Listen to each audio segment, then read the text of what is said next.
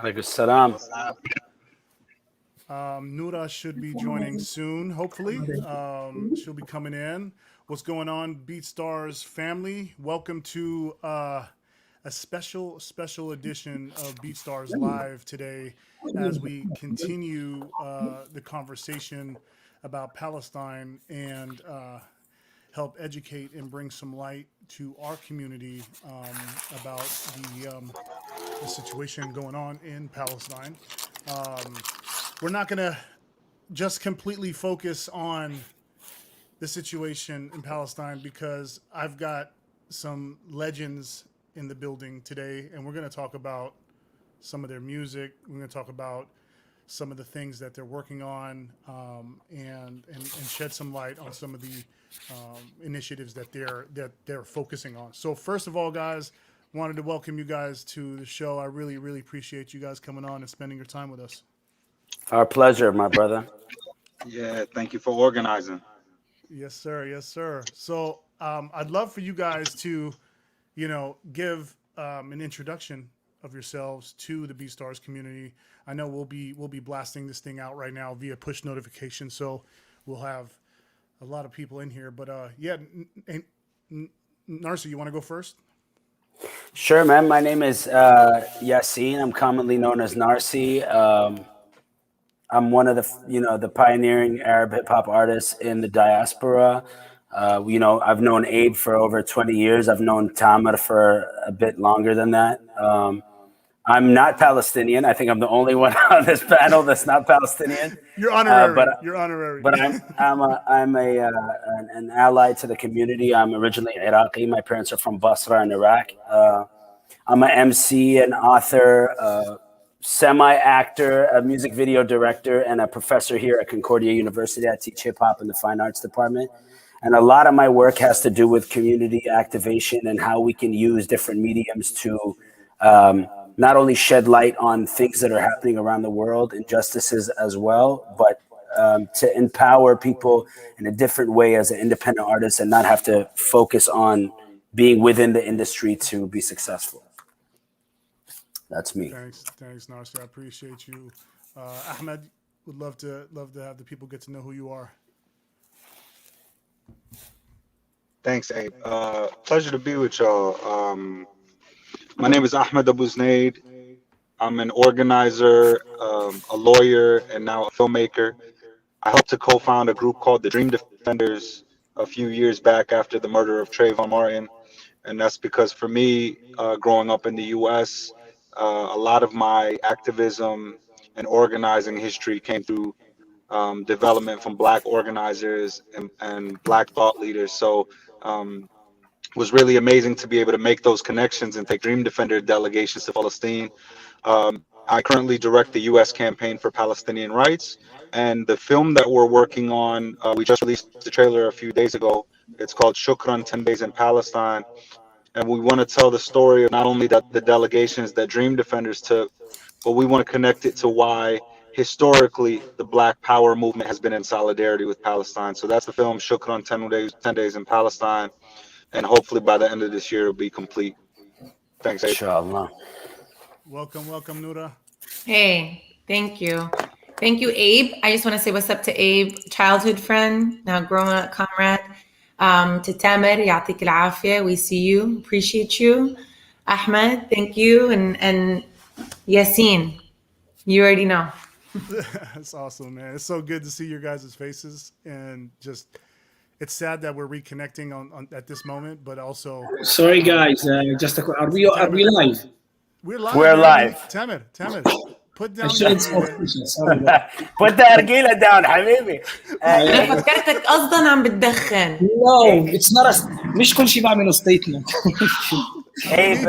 Tamer, we need you to introduce yourself to the community, man. I deserve a smoke once a day. It's my يعطيك العافية, bro. Two time. يلا مودي, sorry. Abe, you might need headphones, bro. There's a bit of an echo Okay, coming from your room, I believe. There you go. Okay, just give me a sec. Sorry.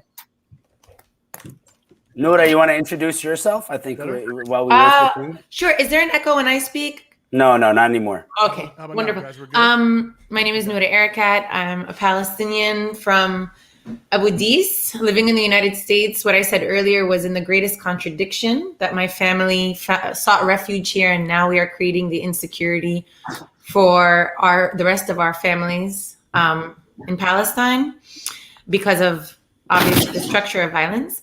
I currently teach at Rutgers University. I'm an associate professor.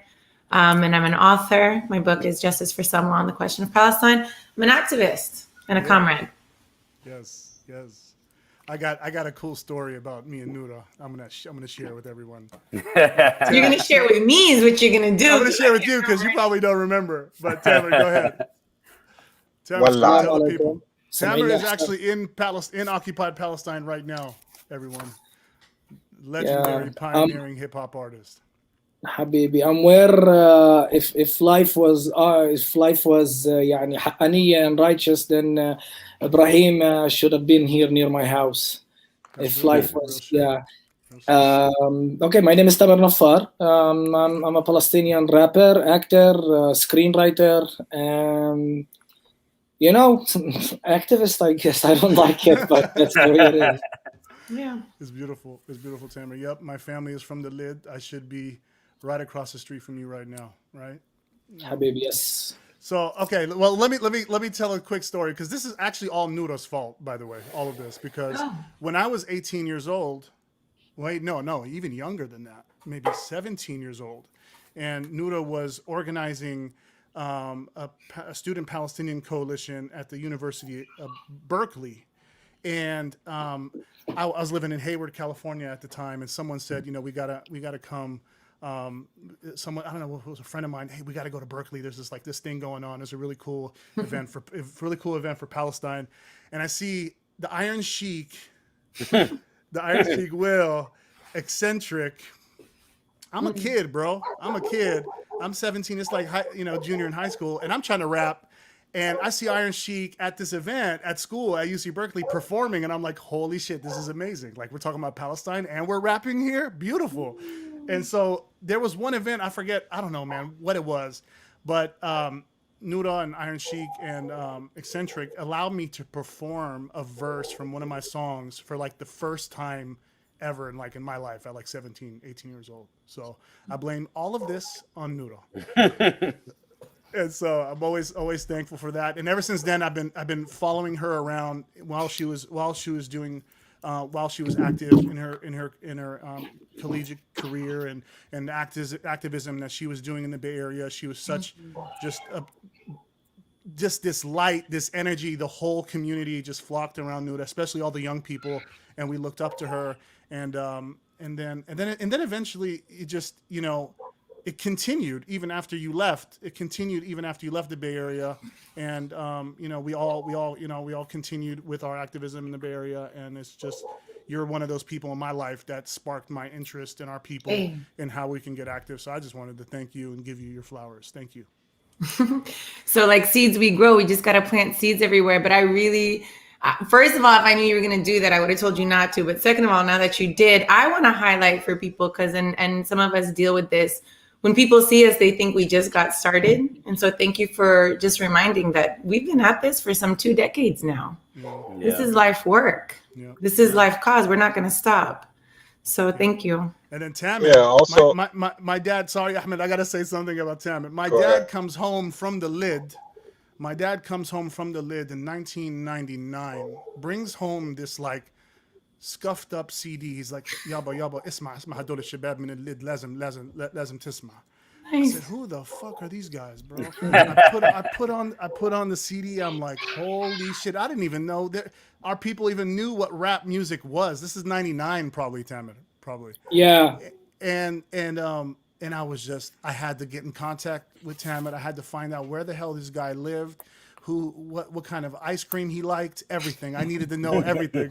And I stalked this man, and he's been one of my closest friends, him and his brother Suhail and Mahmoud, for most of my life. And I'm just so thankful for you and what you've done for our people, my brother, and how you continue to, fight on the ground today, yesterday, every moment of your life, every breath that you take. Habibi. So thank you for everything, man. Shukran. And Narcy, I gotta say something about him. I gotta say something about Narcy. Don't do it. When Narcy came on the scene, guys, this is okay. CEO BeatStars, right? My community's watching. This is how I'm connected with my people. So Narcy was this dude I saw on MySpace back in, I don't know, 2005, and I'm like, who is this funky ass Iraqi ass on MySpace? This is MySpace. Iraqi, and I was like, dude, this dude is something else. Came with just a different flavor, a different way to touch our people in the smoothest, just so nasty with it, lyrics, visuals, and I was like, yo, I love this guy. And I've followed him ever since, man. And I'm so proud to connect with you now. Ahmed, I'm just getting to know you now. I love you, brother, and I can't wait to learn everything about you.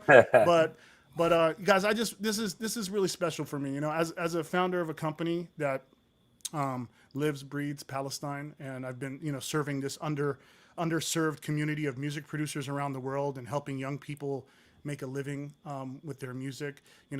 Palestine is also in dire need. It's another cause that I'm extremely passionate about. So guys, I really wanted just to make this an open conversation. We're talking to young people. We're talking to recording artists, songwriters, music producers from all over the world, and you guys as artists and lawyers and authors and filmmakers and activists.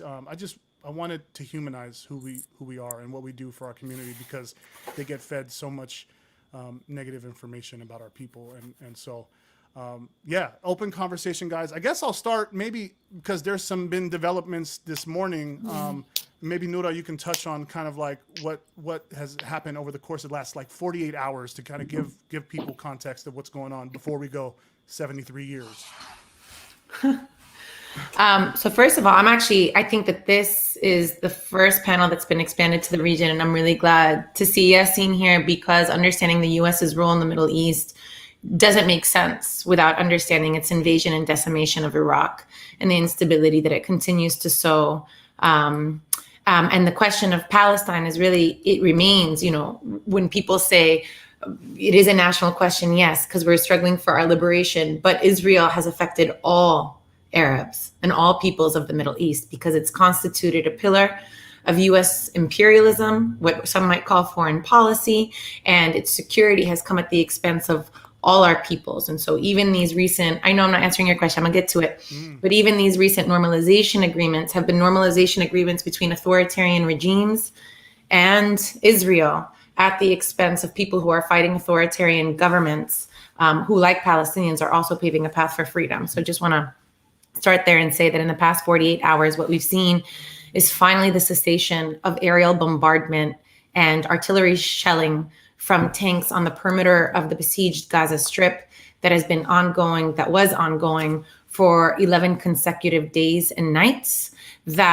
And let's be really clear about this, right?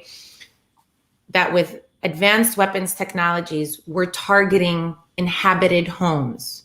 We're targeting civilian neighborhoods and targeting civilian infrastructure, and in a bid to decimate the will to survive and resist and to force Palestinians into further subjugation, but connects with, now unequivocally, we've been saying this, but now it's clear because Palestinians have made it plain, with the subjugation, and Dammit, I hope to hear from you a lot about this, of Palestinians who are so-called citizens of the state that have no equality, where they battle against a state that says very clearly this is not a state of its citizens, we are a state of our Jewish nationals, where Jewish supremacy is a central organizing principle of government, and against Palestinians who are continuing to face the Nakba and their removal only to be replaced by Jewish Zionist settlers across the Palestinian geography. It was so amazing to see Palestinians from Jordan try to breach these demilitarized borders, from Lebanon try to breach these borders and come home.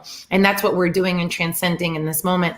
So the ceasefire announced is not really a ceasefire. It ended that shelling and that aerial bombardment, but the violence continues.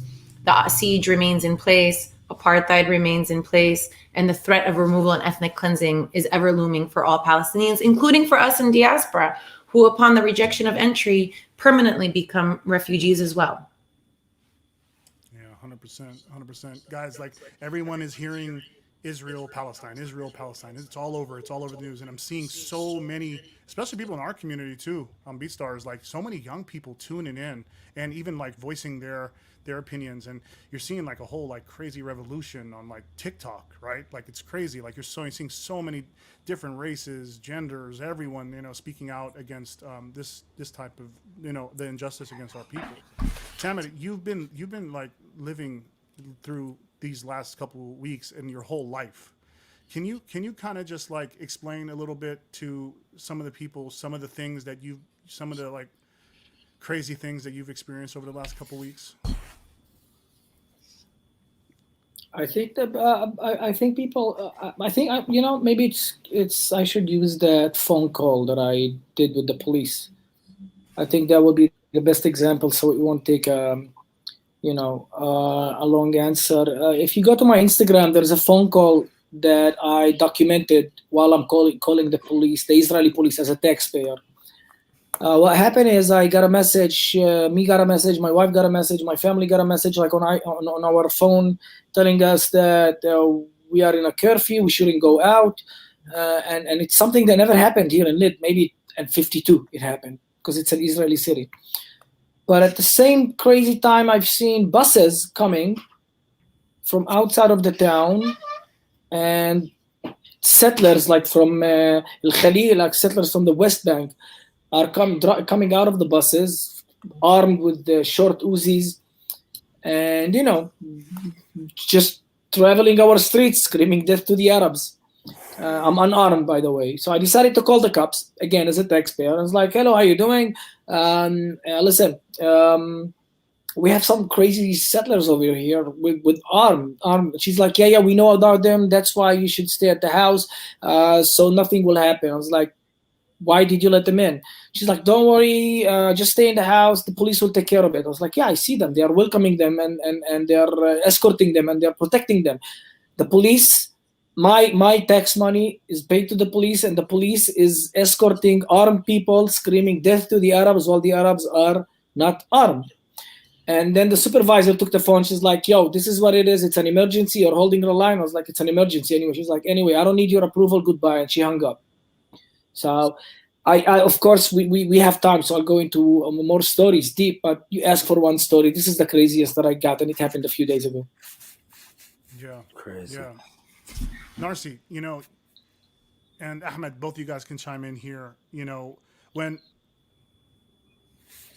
people always kind of, you know, oh, both sides need to halt, right? Both sides need to stop, right? Both sides need to stop using violence as a kind of as a reaction and you know, and then the offensive and this and that, and it's so hard sometimes to like express our side, I guess, sometimes, especially when you look at, you know, resistance and you say, you know, they're just pointing to the symptom of the illness, right? How do you feel like as an artist, man, like for you to like explain yourself and for you to articulate yourself as an artist about the situation? How do you use your music to kind of like educate people on the realities of what's happening in Palestine?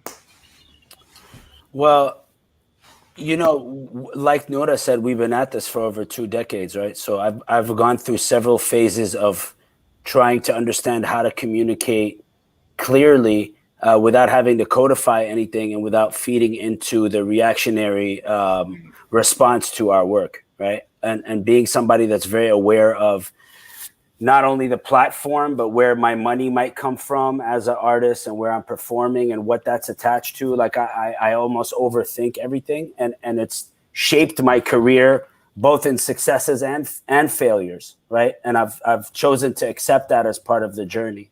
But as an ally to not only the Palestinians, but to the Black community or to the Iraqi community at home, you know, I've always tried to utilize my platform in times of need to really amplify, but also create and hold space for people that require it and not speak for people, right? So I always say, the revolution isn't only in the street, it's in action. So it's in our everyday decisions that we make together in order for us to kind of shift. We're not going to break the system as it is. We're already so deep into it. The tentacles are so deep in the ground. But if we were to be able to pour water on those tentacles and pull them one by one out of the ground, then we'll be able to slowly change the environment around us. So what I've been doing is utilizing the attention that's on my merchandise or on whatever work that I'm doing and fundraising through that, and then connecting artists and utilizing the relationships that I've built within the music industry as an independent artist to bring people into the fold and have them look into this and educate themselves and gain the information to bring them to our side of the conflict. And I think it's very easy for people to point to both sides because the media, at the end of the day, the presentation of the story is from one camera angle only, right?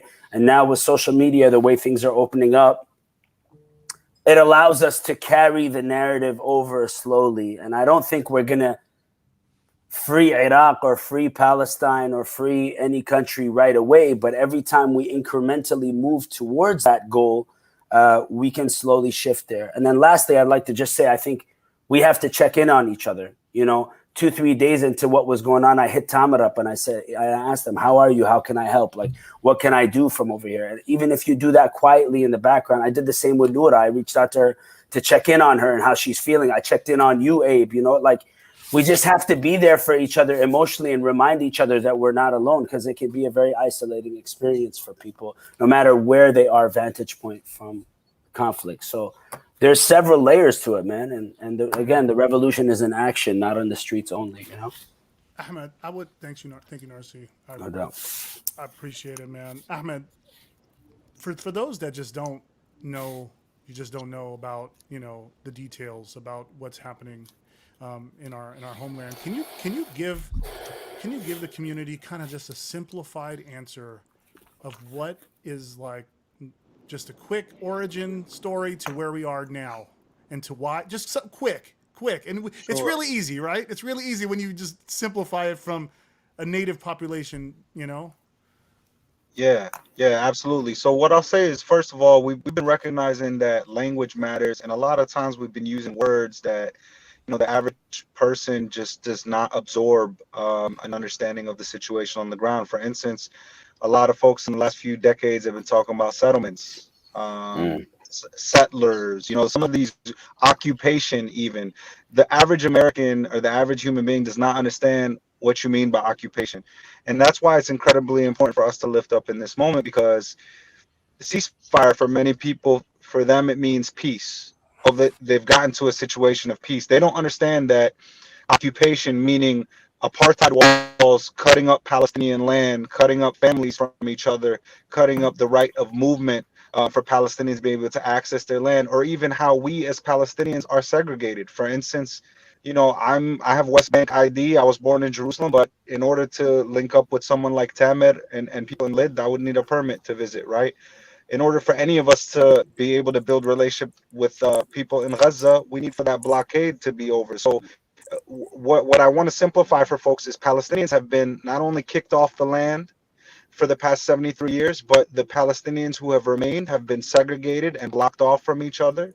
Our rights have been layered in different tiers below the Jewish-Israeli level of rights and ambitions.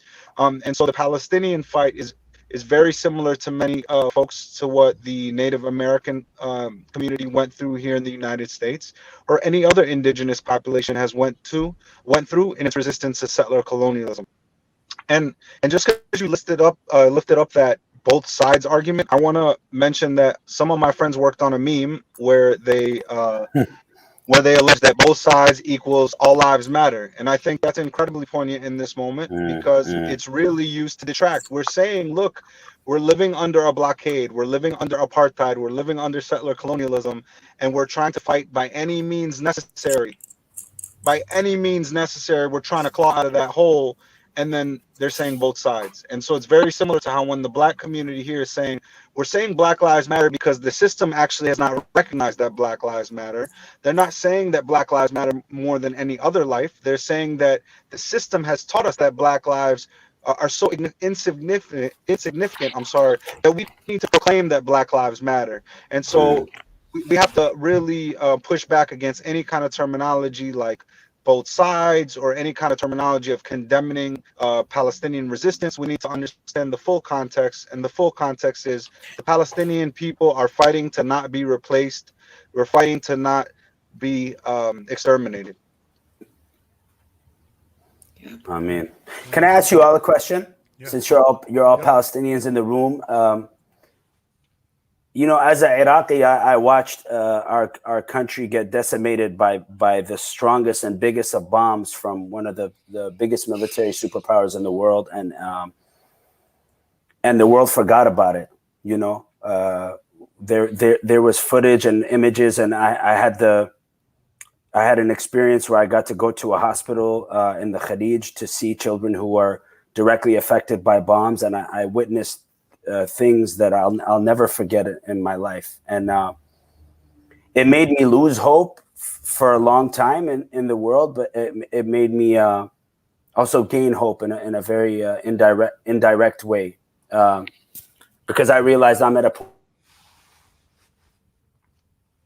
to spread knowledge and awareness on what's happening, then I'm not doing a service to humanity. How do you all keep hope?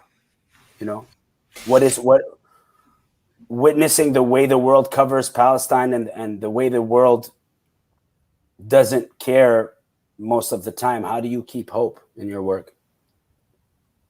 So for me, it really isn't a choice. I don't know. And I think that this is something all Palestinians have in their blood. It's just not a choice. It's a duty. You just wake up. It's part of, you know, that work. And I have lost hope multiple times, right? I've gotten burnt out. Toxicity will get to you. You know what I mean? We're not in a situation where we win anything. We're constant, you know, Slavoj Žižek refers to us as a lost cause, which is crap, right? That's trash. We're not lost. We're still here after 100 years of erasure at the hands of world nuclear power and global empire, the global superpower. And we are still here, and that is not to be underestimated. That is the power of Samud. Not only are we still here, but our children are now committed to this as well. Even though Golda Meir racistly said that the old will die and the young will forget. And yet what keeps being passed on is a commitment to this justice struggle. And honestly, in those darkest moments, I also feel shame if I lose hope when I see Palestinians in Gaza and Gaza rise up, especially in the 2018 Great March of Return. We saw 40,000 Palestinians besieged, left as sacrifice by global, you know, the international community, who have been put on a caloric, limited diet, so that they're just above the threshold, right? Bare life. And yet they were marching every single Friday to this militarized perimeter, unarmed, knowing full well that there were snipers at 300 meters away ready to shoot them, and that the international community was responding and saying that they were to blame for their own death. 90% of protesters were shot in the head, in the neck, in the back, above the torso. During a year of protest, when racists kept asking if only you had a Palestinian Gandhi, well, if you paid attention, you would see we have some 40,000 of them risking their lives and being shot down like birds. You just choose not to pay attention, because when they say Gandhi, they don't mean peace activists or nonviolent activists. They mean supplicants to Zionist domination. They mean those who will just bow at the heels of US and Israeli power and acquiesce to that power. That's what they mean. But that is not the tradition of any resistance movement, nonviolent, violent, however. And on the question of violence, I just want to say, and here I'm just, y'all, you want to mobilize colonial law, mobilize it. Additional Protocol 1 to the Geneva Conventions, Article 1, subsection 4. Colonized people have the right to resist with armed force. This is a legitimate right. They have tried to make all our force into criminal and terroristic force, even when we target soldiers. That's what they signed up for. That's what they're supposed to do.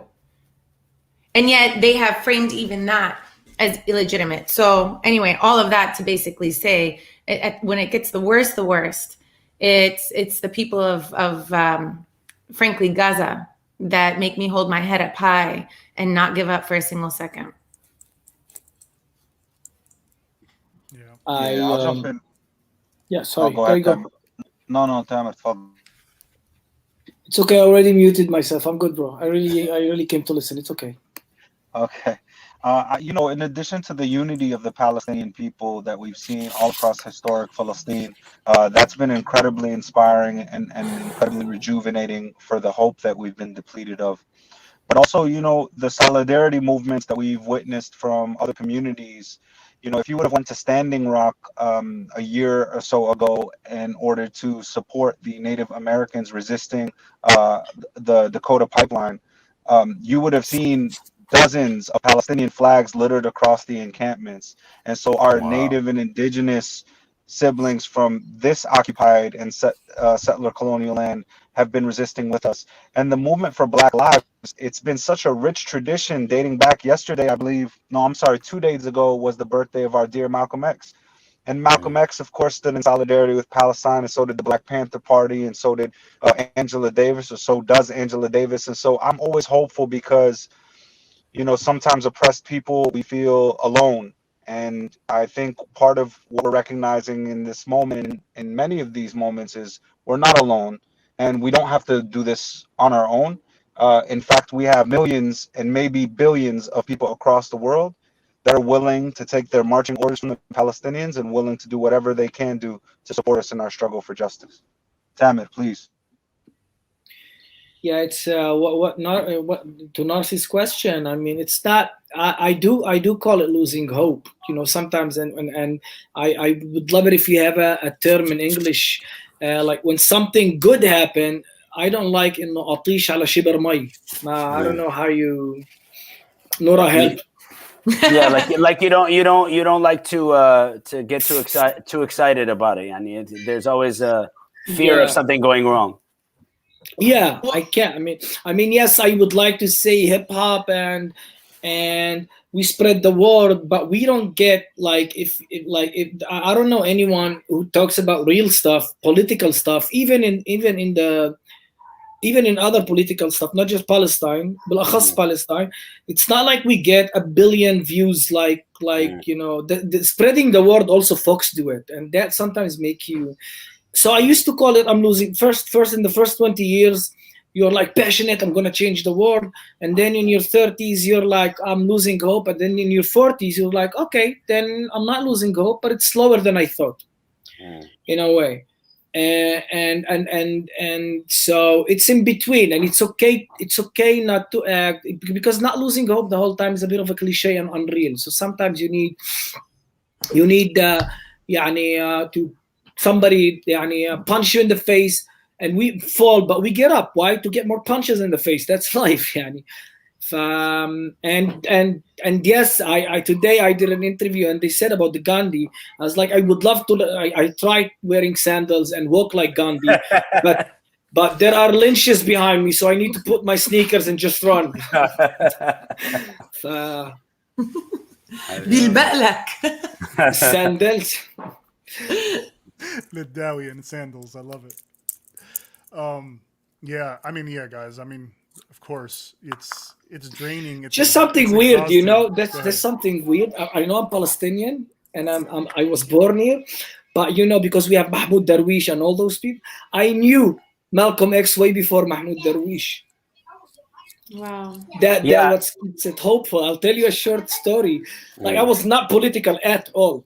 I didn't give a fuck about politics. Same. Yeah, I didn't give a fuck about politics. I can say fuck, right? It's BeatStars. Yeah, it's life. Fuck. There you go. Yeah, so I didn't give a fuck about politics, and then I met this guy, the guy near you on your left, Abe. And actually an Ethiopian Jewish gave me. It's like I was listening. Between us, I hope that no one listens. I was listening to Backstreet Boys and this shit. I always wanted my hair to be like Nick. I still want that. But which one is Nick? the one with the blonde. The white one. You can always go to Istanbul and get the plugs in and Yeah, start. yeah. So that's when I was young, you know. And then an Ethiopian neighbor, عشان في ايش بيقولوا هجرة إثيوبية. Immigration? Immigrants? Like, yeah, because not they brought aliyah, sorry. What do you call aliyah? It's emigration. Like birthright, right? Yeah, so they and we got, you know, we're in the neighbors we have, and he is like, listen to this guy, and he gave me, I think he gave me Hit 'Em Up. It was so wow.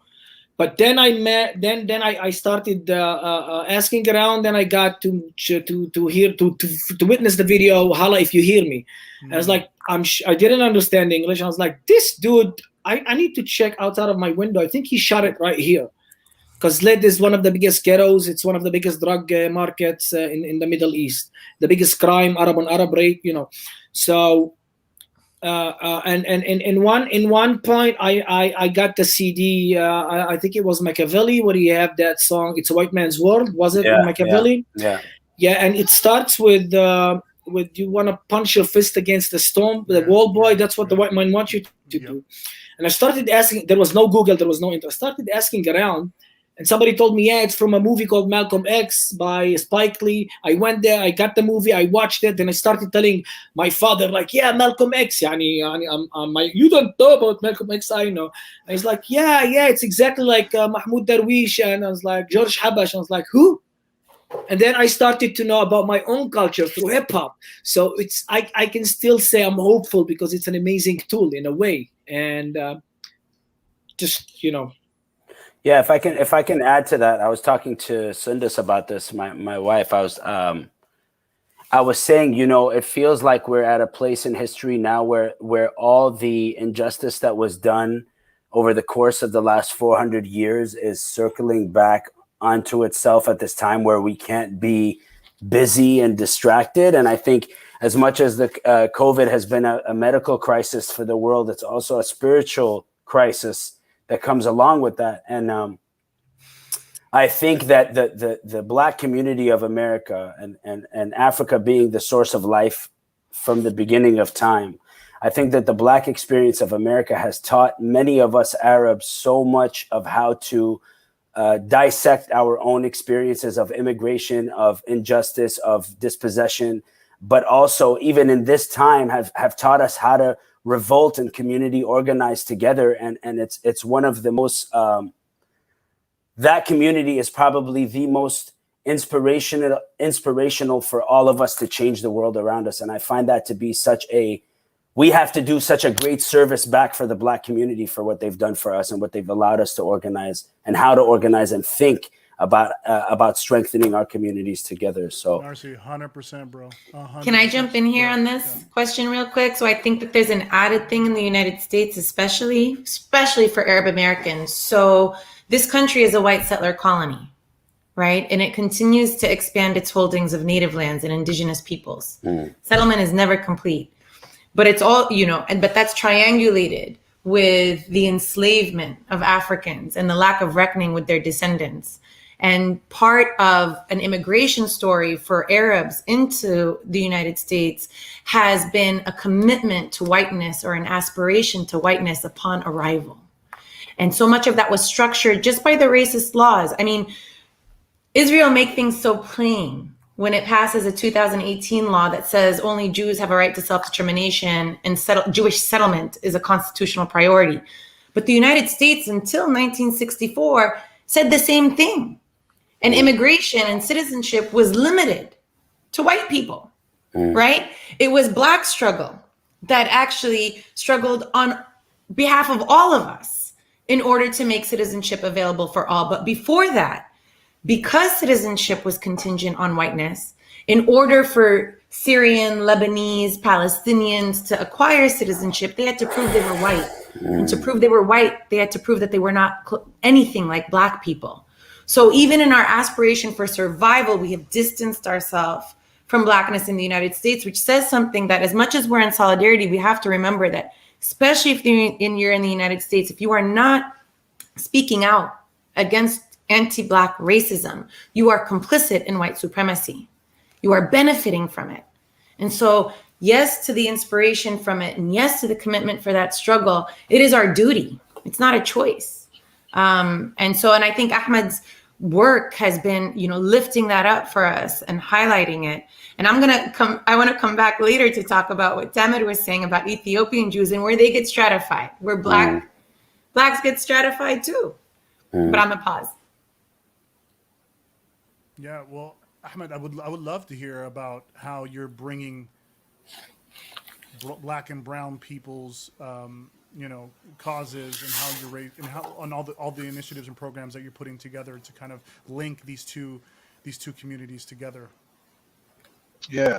Well, the reality is it's all built on real organic relationships. So I never went into this work thinking I want to go ahead and make some transactional deal with the black community to get them on our side. Actually, what happened was, as a kid who grew up part of my life in Palestine, I was living in Al Khalil when the Ibrahimi Mosque massacre happened. I remember that moment. I remember being strip searched. I remember the Manat Tajawwal. I remember all the different experiences, but it was actually after the murder of a young black boy named Martin Lee Anderson in college that I was activated. So my first protest, direct action, any of that was not actually for Palestine.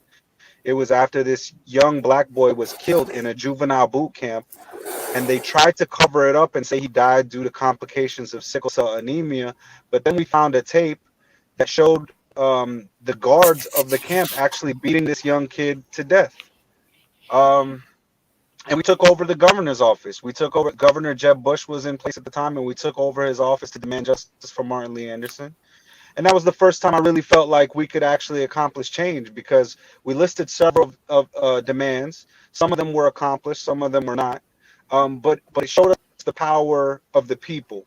When we put our focus and our goals and our energy, and we were relentless and fearless with our cause, we could accomplish something. And so years later, when unfortunately Trayvon Martin was taken from us, we formed the Dream Defenders. And we started having those questions again. What does state-sanctioned violence mean for black bodies here? What does it mean for Palestinians on the ground? What does white supremacy look like here? And how has it affected our lives on the ground in Palestine? And we're able to build those organic relationships. And I think what we're seeing is so many other Arab Americans, Palestinian Americans, Noura, so many other folks here. I'm sure you were doing it, Abe. These folks were having these same conversations with their black comrades, with their black roommates, with their black classmates. And now we're starting to see some of the fruit bared of those seeds. And also, just to lift up again, we were just continuing the work that Malcolm X told us to do, that the Black Panther Party told us to do, that Angela Davis still to this day tells us to do. So I'm just thankful that we're in a moment of consciousness where young black folks struggling against police brutality and white supremacy here are starting to see the connection between themselves and their Palestinian counterparts. 100%, man. Growing up in Hayward, California, very heavily African American community. All my best friends are from the African American community, and my neighbor that lived like a block away from me was a platinum selling rap artist named Spice One, who was my neighbor. And Wow. Yeah. Kill them all. Am I the only person who doesn't know who that is? Spice One, legendary. It's okay. I don't know either. We'll send you a link. Yeah, anyway, teach me, please. the most, he was our hero. He was our hero. And I've seen his house get shot up right in front. My window has gotten shot up. Living in a neighborhood where there was a lot of gang violence, and growing up with my friends, and kind of seeing, sometimes I didn't understand why, when we got a little older, and it was harder for them to get a job, harder for them to kind of find their way and navigate through the public school system, and how it was just a lot harder for them. Like I used to see black kids get beat up by principals at my elementary school. You know what I mean? And I never understood, and so the black struggle was always around me and surrounded me. And it was really special for me. Like Tamer said, it was the first thing I acknowledged and shown solidarity for before I even knew, before I stepped foot in Palestine. Hey, Can I ask Tamer a question? Yeah. Just before we get to that, Abe, I think there's some principles that need their ass beat. So y'all go ahead and move forward, but just letting My I want to ask Tamer a question. my nose, by the way, was broken by a teacher. I swear we had the shittiest school, man. The governmental schools are the shittiest. He just grabbed my head and he banged it against the wall twice. I know what you're talking about in a way. Tamer. There's certain type of schools and certain type of neighborhoods where there's no rules with how teachers conduct themselves, and showing a blind eye to it, especially here in America. But go ahead, Noura. Yeah, no. So I think something that's really illustrative is the experience of Tamer and other Palestinians who didn't become refugees but became enemies of the state upon the state's establishment in 1948, who transformed the indigenous population into visitors and guests. And yet there's this fiction, right, that, but they're in government and there's equality, and yet there's separate school systems. Look at Lid. There's a settlement in Lid. There's a Kahanist mayor in Lid, right? So, Tamer, I think it would be so, you're the closest. You're the closest to what the coexistence with Zionism looks like, right? So in the siege, there's no coexistence. In the occupation, they're obviously the military overseers. But on the inside, there's supposedly coexistence. So can you tell us about your experience that helps to shatter that myth for folks who are finally listening? It's hard for me not to use art at the same way, because this is my weapon when I use that. So I would, you can.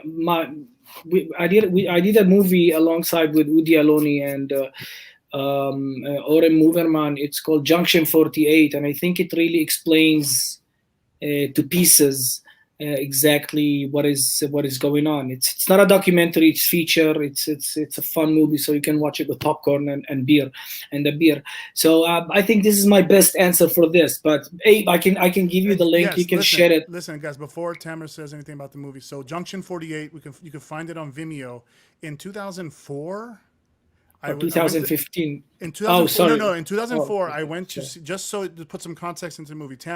I went to go see Tamer in Lid, and he literally walked me, like when I'm watching this movie, it's the exact scenes and exact moments and exact just like things that we that you showed me about my hometown in Lid. Like it's that real. He dug deep into his history of his life, every moment, every injustice, and he displayed it in this movie, and he did an amazing acting job. We gotta get you an award for that shit, man. What? I got awards, man. Don't worry. Okay. I got an award. I got an award from The Godfather, Robert De Niro. I think I'm good with that.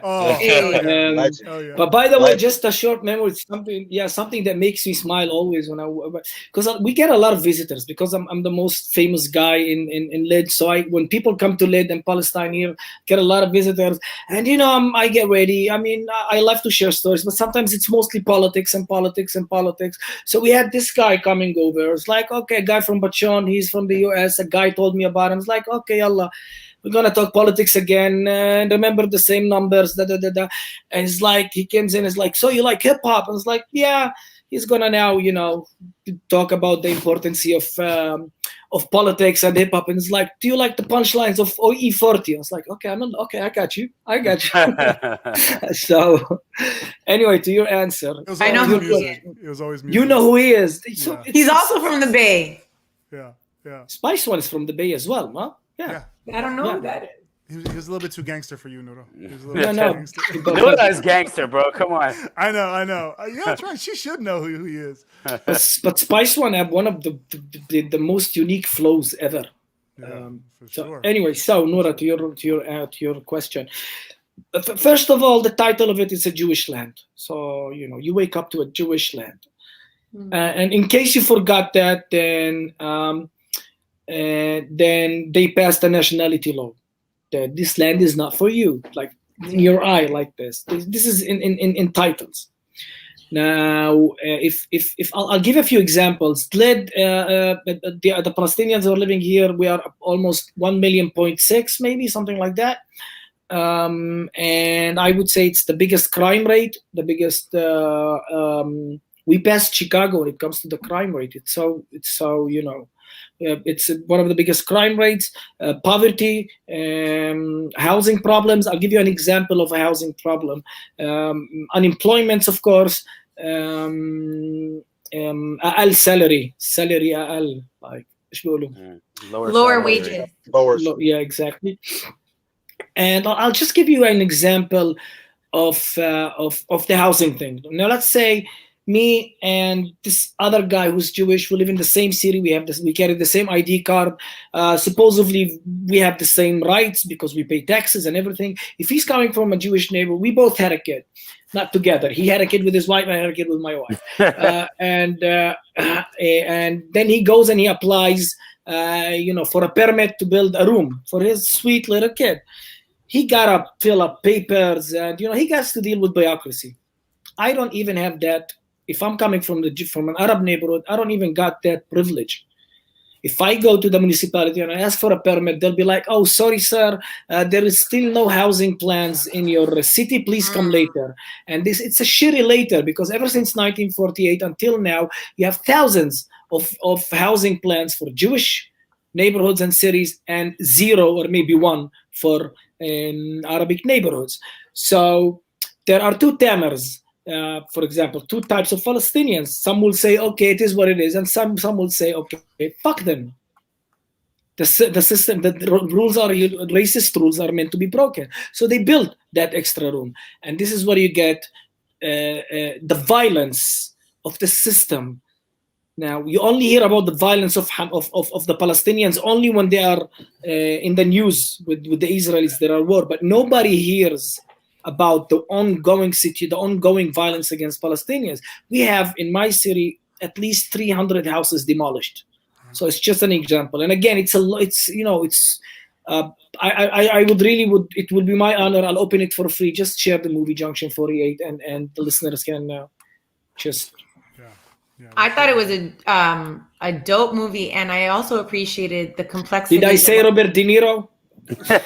Only one. Forget about it.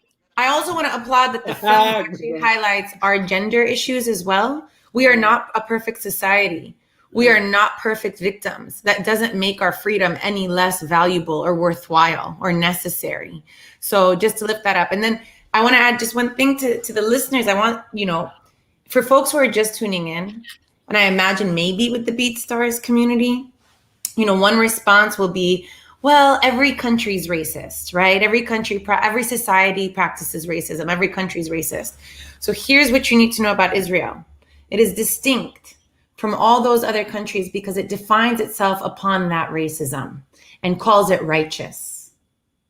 It defines itself by its exclusion and says that it's necessary to exclude. No other countries have done that except for apartheid South Africa. It's why Richard Spencer, a white supremacist in the United States, looks to Israel and says that this is the model for the future of European sovereignty, which means white sovereignty, right?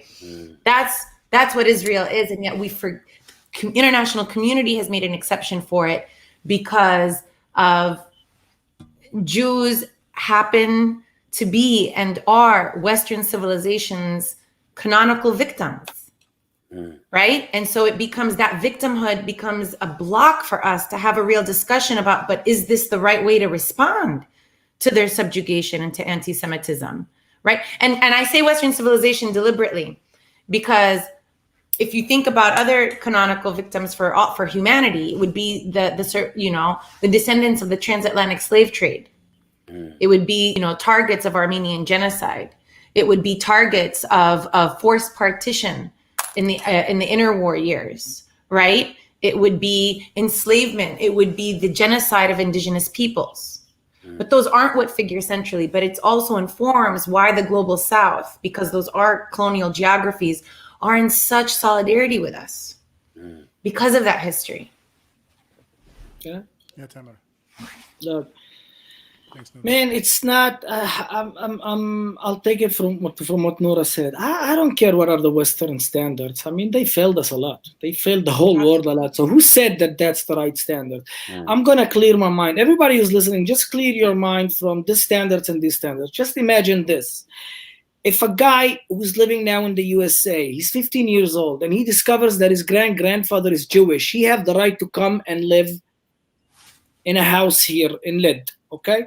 Now, if in 1948 a guy, a 15 years old, was kicked from a house from Lid, from that same house that American guy wants to buy, was kicked from there, and now he's living in a refugee camp.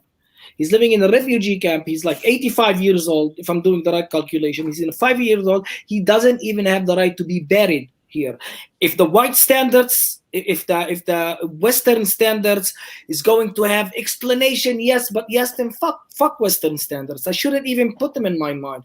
As a human standard, this is what I care. Because sometimes if you say something, sometimes even when you put dead bodies, you put dead kids, dead bodies, and you have Western media going, yeah, it's awful, but fuck you. You are not a standard. I'm not going to measure it by the Western standards anymore. I'm going to measure it by my human aspect.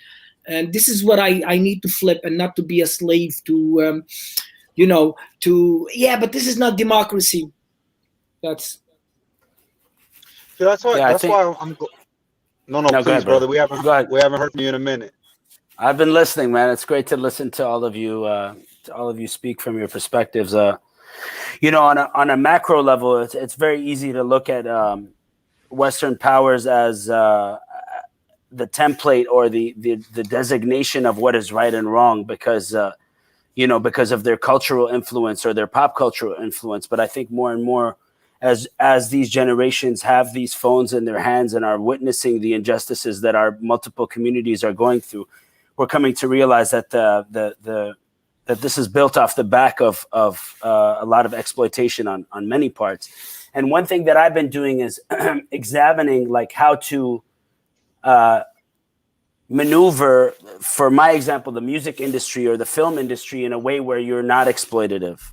And to the audience that's listening, I recently found out about somebody who started a subsidiary of a major record label for the Arab world to exploit Arab talent and bring it to the rest of the world. And there are multiple ones of these that are occurring right now. But as I did my research on multiple ones of them, I started realizing who the funders of these labels are and what the funders of these labels do with the money that they make off the success of these. So imagine a Palestinian artist getting signed to one of these labels and going platinum or making $1 million off a single, and that money trickles down to the different owners, and then that owner goes and puts their money into a fund that helps the IDF. So we're in a vicious cycle where the exploitation is on like both ends of this transaction, right? So as artists, now that we have these tools in our hands, and like Tamar said, we as hip hop artists that have been going and Abe as well, since the early 2000s, we've had times where we were broke as fuck because of what we stood for, but in our transactional nature as artists, how can we counter? And this is a question I'm just posing to the audience. How can you undo some of these ties by not attaching yourself to these false American dreams that we all had when we were younger, trying to be successful? There's a way, and there's always a will and a way. You just have to struggle through it. And I just wanted to put that as a micro example of this macro dynamic that we're talking about. I know exactly what you're talking about. And I think the internet is, even now, even more than ever, the democratization of how music is created. Inshallah, yeah. How music is created, how it's monetized, how it's who are the owners of music now has become so much more attainable than before. I think there's always going to be artists that are going to sign with a label because they're just in a desperate situation. It's gonna happen. But the more and more, I don't want to just toot my own horn, but the more and more platforms like BeatStars empowers independent people and puts leverage and puts money in their pockets to rethink the type of deals they have to take and rethink the type of paths they have to go into is huge. And it's huge. And we need more and more platforms that are building independent success and self-determination in people's careers, financial freedom. And listen, I'm sure, and as artists, guys, you too. Like I fight with the major streaming services all the time because I feel like it's all a scam to me. It is. It's all a scam. Like, how can me as an independent recording artist, or even as a major recording artist, how can I build a sustainable business with streaming revenue when I don't know who my fans are? I can't retarget. I can't remarket to my fans. I can't even project my financials over a certain amount of time because I'm getting paid once every 3 months or 6 months, and I'm not getting data. How can, it's so created for independent artists to never be self-sustaining, you know? And it's so frustrating. And it's so frustrating. I think it would be ignorant for us to assume that these megalomaniac corporations that carry all our information and our art care about us. Yeah. It's because like they're one job profession that you can't control. It's the craziest thing. Yeah, and they're an extension of capitalist gain, which is an extension of colonial rule, which, you know what I'm saying? Like, if you trickle down to it, these machines of consumption are not meant for anything but to keep those other corporations alive and well and kicking us in our back. So I think I saw there was a lot of outrage around posts, and rightfully so, posts being censored and our algorithms being like controlled when posting about Palestine and people seeing these posts less. But how could we assume otherwise? You know what I mean? If you just go and Google who's running certain parts of, like, Mark Zuckerberg doesn't care about anybody. Like, so at the end of the day, we have to function outside of the platforms and within the platforms, like in the system and outside the system simultaneously. I know. Yeah, it's tough. Yeah. It's tough. Definitely tough. Ahmed, I wanted to ask you about some of the things that you've done about bringing some really big artists back to the Holy Land, back to Palestine, back to kind of exposing the struggle, right, of our people to American artists here in the States that have never really been exposed. Can you talk a little bit about some of the things that you've done? Like, I know you worked with Vic Mensa, right, recently? Yeah. Shout out Vic. Yeah, Vic is a really brilliant brother and so compassionate and so thorough. And I'm glad you mentioned him because, first of all, it was beautiful to be able to take him to Lid and have him there with Tamir. And, he saw the wall that's built up in Lid. A lot of people don't know there's a wall built around in Lid as well. We only know about it's in his video, by the way. He shot, he used it for his video, yeah. That's right, and he painted the lyrics to "We Could Be Free" on the wall. But what's super interesting to know about Vic is Vic was actually in a really difficult position in not only attending, but even thinking about attending the delegation because of his management by Scooter Braun. And for those of you all who in the industry, I'm sure you know Scooter Braun, who's also a really hardcore Zionist. And while we were there in Palestine, after, like, let's say the 8th or 9th day, Scooter had hit up Vic and he said, "Vic, I've been seeing your posts, and I'm really concerned with what you're posting. And basically, if you don't give the other side a chance, I'm not sure we can keep this relationship going." And so when I talked to Vic, I said, "Vic, like, we don't want to hurt you. Like, we don't gain anything as a Palestinian movement if you fall out with your management. So go meet with this Israeli official. He wants to meet with you." Not only did I want to protect Vic, but also it doesn't matter what that minister could tell him. It's not going to make him unsee what he had just seen over those last 8 or 9 days, right? There's no level of propaganda that can erase those memories from Vic's head. So Vic went to the meeting and he came back to me and says, "Ahmed, I've never heard so much like racist bullshit in my life." The guy his point was basically trying to tell him that these little kids throwing rocks that were being sent to prison for 20 years, mandatory minimum sentences, and Vic understood very clearly as a black man from Chicago what mandatory minimums do to people. He couldn't accept that this man's explanation was simply, but sometimes the rocks are really big. He tried to show him with his hands. He's like, sometimes the rocks are like this big. And Vic wasn't buying it. Anyways, Vic came back and wrote an op-ed that was really beautiful. It was published in Time, and he talked about how for the first time in his life, he was in a space where he did not feel like the N-word. And that blew my mind because I had never heard anyone paint the picture like that. But the way he described it is he was in the old city of Khalil, or in the old city of Jerusalem, walking by, and he was witnessing the Palestinians thrown up against the wall being patted down, right? The stop and frisk against Palestinian in East Jerusalem and Khalil was something that really was all too familiar to him. So Vic came back. He's no longer with Scooter Braun, and Vic is a part of, I think, this new era of artists that are unwilling to attach themselves to the status quo or to these frameworks that are propagandized to us in the U.S. Mm-hmm. We lost your audio, Ahmed. We lost your audio. Sorry about that. But anyways, hey, we got you now. Now we lost him completely. That's the powers that be.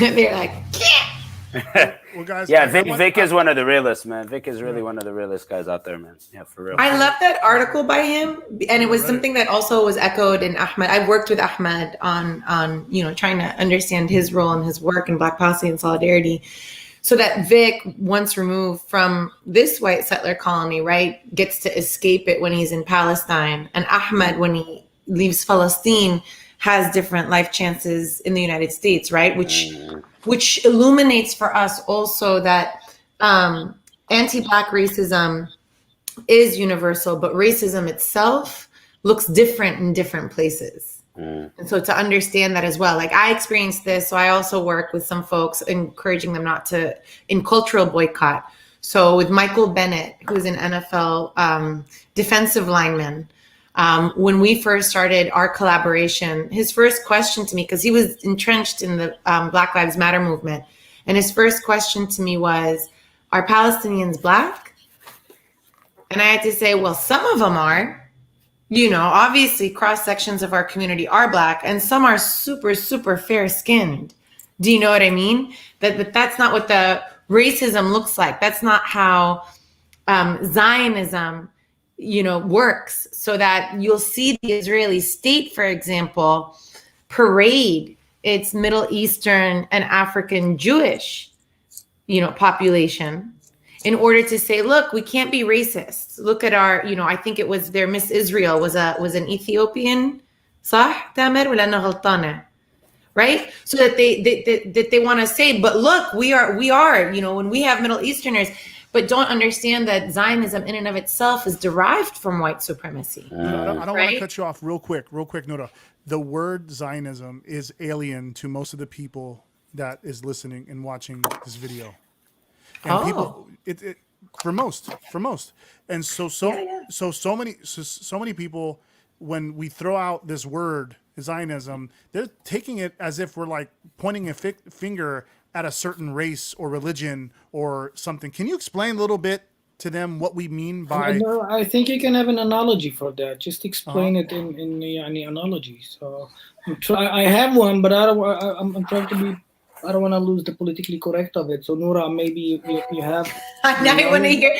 I know exactly what Tom is going to say. I'm so curious about your. Let me give my version first, and then tell us the analogy. Should I? Yalla. Real quick for the listeners.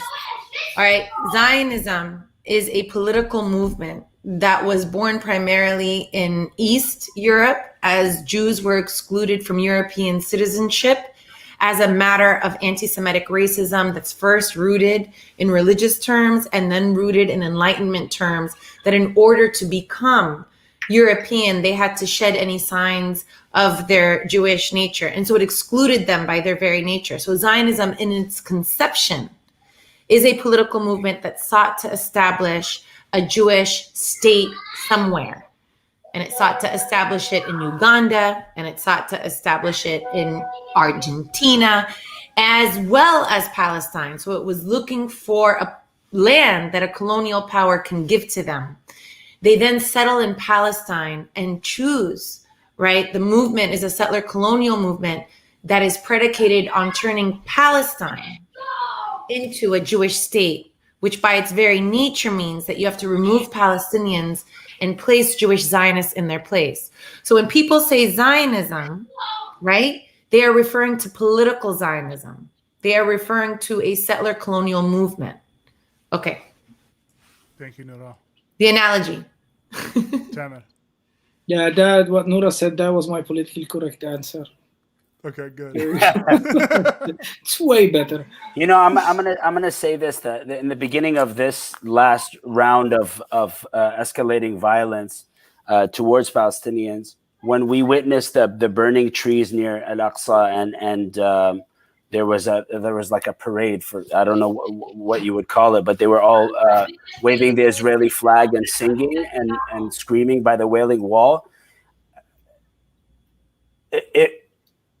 In my class, when I teach, I always mirror the image of American soldiers standing over detainees in Guantanamo who are wearing the orange suits, and then Muslim, quote unquote, quote unquote Muslim militants standing over American journalists wearing orange jumpsuits, and how only in both these situations the brown man is viewed as the evil one. Right? There's never justification for any of the violence as a reaction to each other. When witnessing the singing and the flag waving, it only made me think of the extreme version of our religion of Islam, and how it's shown in the media with a completely different narrative to what this was, but they look exactly the same, in celebration of violence. And in an extreme of a devotion to a greater source of love. It's very, very strange to me that we can't break that visual culture that we have. Well, guys, go ahead, Nora. You want to say something? Not if you're going to wrap. Well, I was going to ask Samad one more question, because I think it's really important for people to understand Zionist violence. That like these parades that Yassin is raising up, like they march and say really, really profane things about, Muslim and Christian prophets, right? It's violent. And they want us to accept it. It is violent. And if you want to talk violent and number and the volume of the violence, and they say it's violence from both sides. So if you want to look at the numbers, the violence from the Israeli side is way يعني بكتير أكتر أضعاف. ياسين ساعدني شوي أضعاف. Very disproportionate. It's huge. It's way bigger and way more powerful. Now about violence like throwing rocks or this, do you think me as a father would you like my sons to throw rocks? Do you think I'm happy about that? No, I want them to do other shit. I want them just to play Xbox and act stupid, honestly. If you ask me, of course I don't want them. It's not like, dude, no picnic together. Let's go throw rocks at some Jews. It's not what we want. We want a normal life. We want them to have a normal childhood, to grow up slowly, to feel everything with the child. This is in general. But for example, look at the last I don't even want to call it war, conflict. I don't know what to call it. Well, like the last 2 weeks. How many deaths from the Israeli side and how many deaths from the Palestinian side? I think it's around 200 against what? 5, 4, 6? How much? I can't remember. I'm not saying that any death is not important. All death, people should die at the normal age. But look at the numbers, 200, 300 versus 2. So if you want to talk about violence, they are winning on this side. So whenever you want to say the lynches and it does happen from the both sides, but it happens more with the Israeli side against the Palestinian side. And what makes it more important, I'll talk about 2 points. I wish I can just, I'll just try some gangster move. I'm gonna put my phone towards the camera. And I'm gonna just show you a video, okay, or 2 videos. Is that okay? Yeah. Do you see them throwing rocks? We could. There you go. They are throwing rocks. They are protected by the police. They have the right to be violent with us. Even the police, they are throwing rocks. They have the privilege to be violent. I don't want that right, but they have it. I'm going to show you another one. I'm sorry, guys. It's just no time. Sure. I have to find, because this is the craziest. Even if I live here, yeah. Check this out. check it out. They are breaking the car. They are putting the car on fire. The fucking police is helping. Do you see the difference between our violence and their violence? Not just And with the State sponsored. that's in Israel, which they say is the democracy, right? yeah. The only So democracy. I just saw a video this morning of an Orthodox priest getting his ass beat. yeah, by just let me radical continue settlers this morning. just let me continue if possible. So as I said, if you want violence, as I said, the last thing I want to see is violence. The last thing I want to see is violence. But again, you cannot compare both. First of all, by the number, by the rates, by 300 against 30. And in general, there's a Jewish philosopher, I forgot his name. Oh, shit. There's a Jewish philosopher that really breaks it down in an amazing way. You cannot compare the oppressor's violence to the oppressed violent, because the oppressed violent, the people who are oppressed violent, it's unexpected, it's emotional, it doesn't have a head, it just comes as a reaction. While if you look at the oppressors' violence, it's systematic, it's planned. From the meeting of Ben Gvir going to the Knesset, deciding to go into Sheikh Jarrah, to step into the Aqsa, and it's planned. The 300 houses that comes with the bulldozers to rip your houses, it's planned, and it got ahead, and you can stop it. So, just for people who like both sides of violence.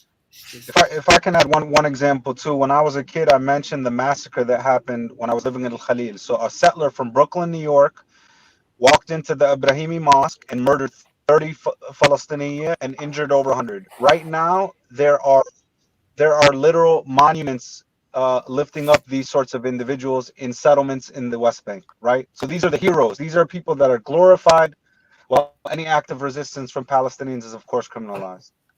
And guys, listen, we're talking about like recent events. We're not talking about all of our family members that have been murdered. You know, like just a few months ago, Noura's cousin, God rest his soul, was lynched right in front of everyone on camera. You know, my first cousin was murdered in 2005 by Israeli soldiers. He was an American citizen visiting his dad. And do you know something, Abe? Abe, do you know one more thing? Even though the numbers are so enormously different, when people say it's both sides of violence, and I showed you incredible numbers, the differences, if a Palestinian guy ever killed an Israeli guy, he's in jail for life. None of the Israeli guys, almost 99.9% of the Israeli army who keeps killing Palestinians, they are not in jail. And sometimes you don't even know their names. They cover their names. So it gives you the feeling. It gives you the feeling that they're telling you, no one have the right to die, but we have the right to kill at the same time. And guys, listen. Sounds like police in America. Yeah, like Tamer said, we're not here to condone violence, right? We're not here. We're just telling you the realities of our people's lives. We're just telling you the realities, and we're not trying to paint it one way or the other. We're just telling you there's a humanitarian crisis happening in Palestine, and we're just here to tell you guys it's time to get active, and it's time to support the Palestinian people, regardless of what race, color, religion. It doesn't matter what it is. And go ahead, Tamer. I'm gonna be honest also, if you want to talk about, the Palestinian flag or the anthem, I'm not a patriotic guy. It's not about patriotism. I really don't care about 100%. These things. If you give me that option to change the name, I'll call it Tupac. I swear to God, I'll call it Tupac. I'll live in the Tupac lands, whatever. To Pakistan. Machiavelli. But the thing is, it's okay. I'm a sucker of the John Lennon Imagine song, right? Where there are no borders, but there are fucking borders. People here are trying to remove borders. We're walking by the John Lennon song. We want to remove the borders. That's what we are doing here. So it's sometimes when people come and they say, no, it should be like this, and you should live in peace. Sometimes the word peace and the word coexistence are used mostly by privileged people who are not under the attack. And this is why, and just so you know, we all know Noura and Yassin, and we all know that we have a lot of Jewish partners in the struggle. It's very important to say a lot of Jews, the same way that the Black Lives Matter got people who are marching with them instead of preaching to them. It should be all lives matter. You have people marching with them, like, like men standing with women in the hashtag Me Too instead of telling them it should be hashtag We Too. It's people who are marching with them, and I really want to work. I really want to work So true.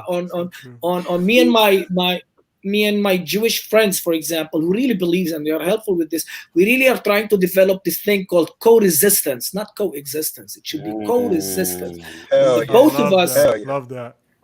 There you go. I love that. Yeah. I also want to, if I the could privileged guy, sorry, when the privileged guy just come and he's like, I'm here for you. If your house is being demolished, I'll fucking die with you.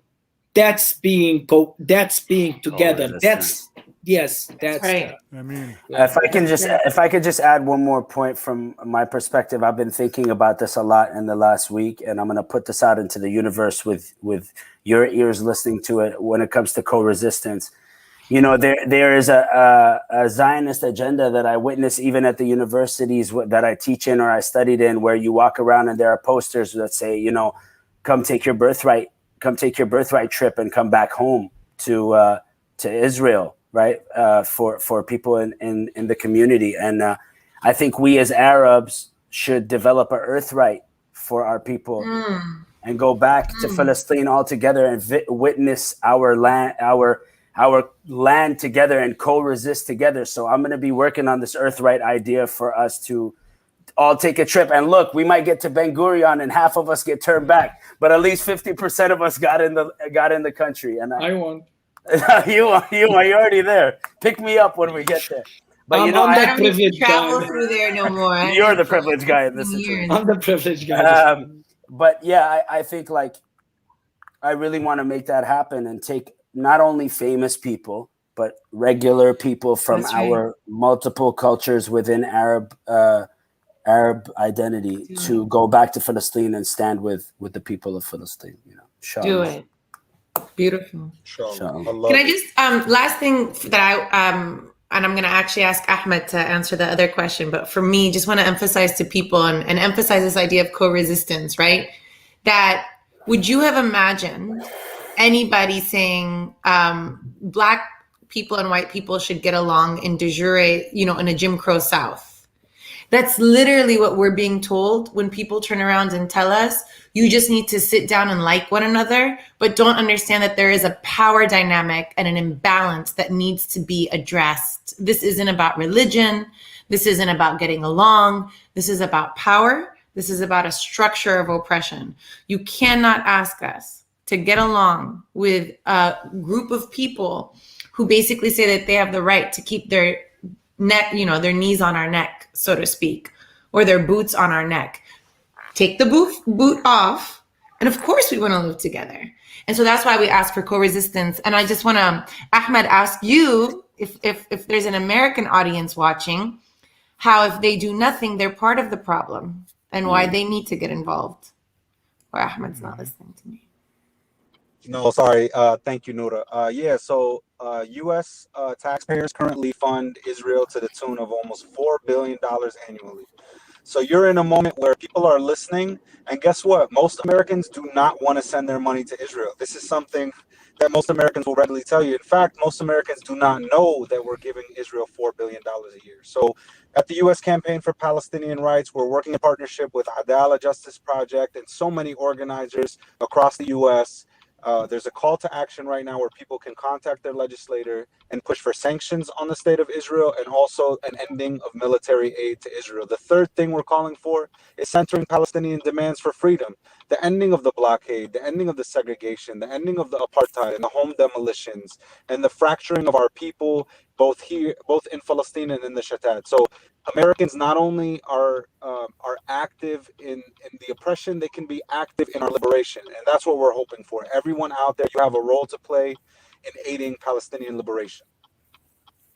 And I also wanted to announce, thanks, Ahmed. I also wanted to announce on BeatStars today, you can officially add Palestinian charities and nonprofits as a collaborator on your music. So when it gets sold, you can donate to the Adala Project, Justice Project, to the PCRF, to Medical Aid Palestine, to the IMEU, to a couple other organizations that are doing amazing work on the ground in Palestine too. So that's another way on how BeatStars community members in America can get involved. But guys, as well, sorry, continue. Sorry.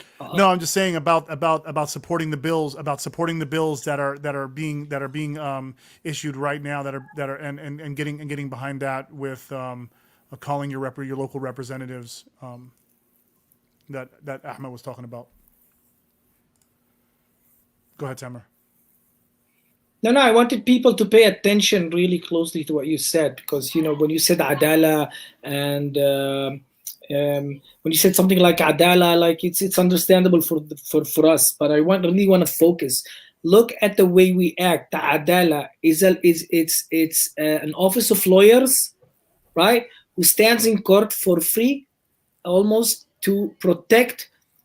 Everybody have the right to be represented, right? So listen closely to what he's saying. Because people always say because Palestinians don't use the dialogue, but when Narcy's singing about it, that's dialogue. When I rap about it, that's dialogue.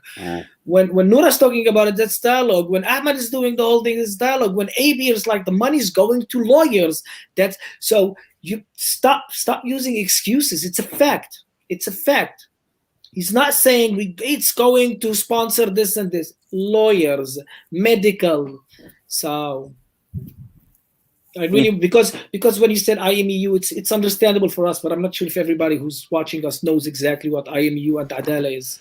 Yeah, we have we created a beautiful website on beatstars.world that breaks down all of the organizations, what their purpose are, what their function is, and where your money is going. BeatStars has already raised over $110,000 within our community. Amazing. And BeatStars for Black Lives Matter movements and all type of amazing movements that our community cares about. We had a call the other day with this basketball coach who's amazing, man. John Mosley, who's Last Chance U on Netflix. You have to watch that show, Last Chance U. John Mosley, and he came and spoke to our team, and he said something about sharing the burden with your community. That's what wakes him up every day. And so we have Palestinian producers right now that are talented as hell in Palestine, where the Palestinians who live within Israel can connect their PayPal account and Stripe account and set up an e-commerce store because they're inside the Israeli territories. But our Palestinian brothers and sisters in Gaza and in the West Bank are not allowed to set up PayPal and Stripe accounts to accept payments for their digital goods. So that is another form of apartheid when you talk about the inability for our people within these restricted areas to even conduct business online. You can't even set up an e-commerce store. So like the luxuries that we have as creators, where we can sell our music and sell our merch and do all these things and build businesses and build something for ourselves, the Palestinian people can only dream of that.